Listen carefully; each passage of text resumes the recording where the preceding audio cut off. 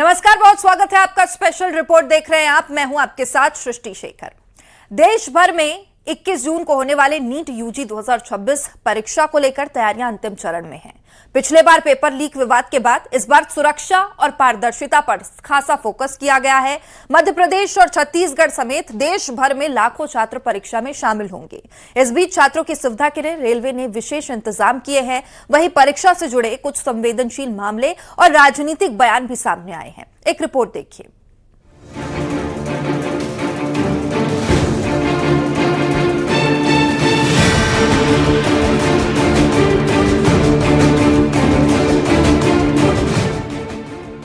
NEET री exam को लेकर मध्य प्रदेश छत्तीसगढ़ में प्रशासन पूरी तरह से अलर्ट मोड पर है। भोपाल समेत प्रदेश भर के परीक्षा केंद्रों पर कड़े सुरक्षा इंतजाम किए गए हैं। प्रश्न पत्र की निगरानी से लेकर सीसीटीवी कैमराज, जैमर और सुरक्षा बलों की तैनाती तक हर स्तर पर व्यवस्था मजबूत की गई है। बाहर से आने वाले छात्रों की मदद के लिए रेलवे स्टेशन, बस स्टैंड्स पर हेल्प डेस्क बनाई गई हैं।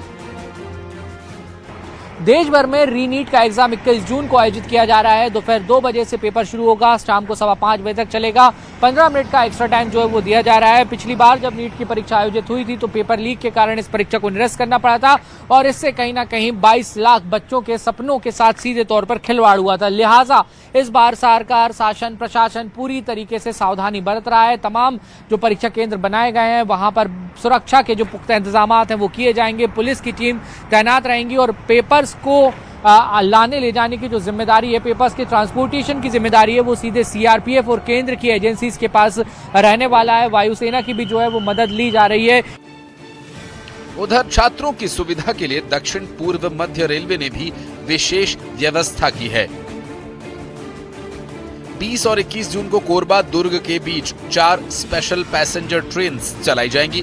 21 जून को Chhindwara Itwari special MEMU train भी संचालित होगी। इसके अलावा हसदेव एक्सप्रेस को दुर्ग तक बढ़ाया गया है और 10 ट्रेन में 40 अतिरिक्त जनरल कोचेस लगाए जाएंगे। इधर रायपुर में जेल में बंद एक छात्र को हाईकोर्ट से बड़ी राहत मिली।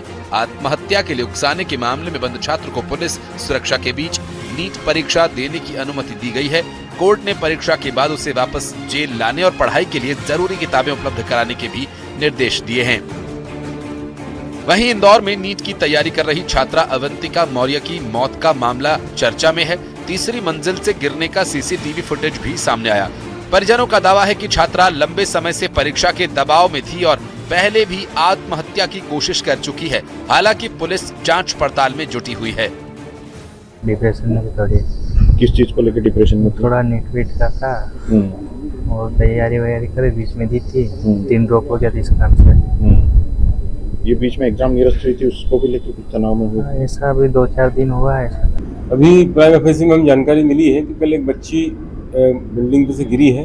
गिरने से उपचार के दौरान उसकी मृत्यु हुई है और अभी उसका पोस्टमार्टम कराया जा रहा है। अब जांच में जो तथ्य आएंगे उसके आधार पर ये निर्णय होगा।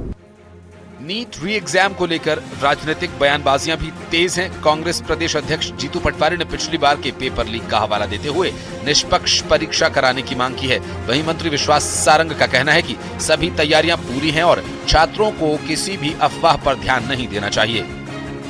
प्रदेश में युवाओं के साथ बार बार देश में जो कुठाघात हो रहा है सर्वविदित है, बोलने की आवश्यकता नहीं। आशा है ये एग्जाम पूर्ण सुरक्षित अच्छी हो।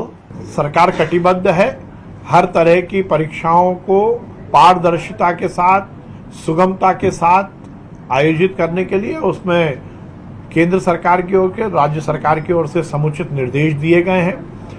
जो छात्र हैं वो निर्भीकता के साथ, पूरे कॉन्फिडेंस के साथ, आत्मविश्वास के साथ एग्जाम में अपीयर हो। सुरक्षा के कड़े इंतजाम, छात्रों के लिए विशेष सुविधाएं, कोर्ट के निर्देश और परीक्षा को लेकर बढ़ती संवेदनशीलता के बीच सबकी नजर 21 जून को होने वाली नीट यूजी 2026 की परीक्षा पर टिकी है। उम्मीद ये की जा रही है कि इस बार परीक्षा पूरी तरह से सुरक्षित, पारदर्शी और निष्पक्ष तरीके से होगी।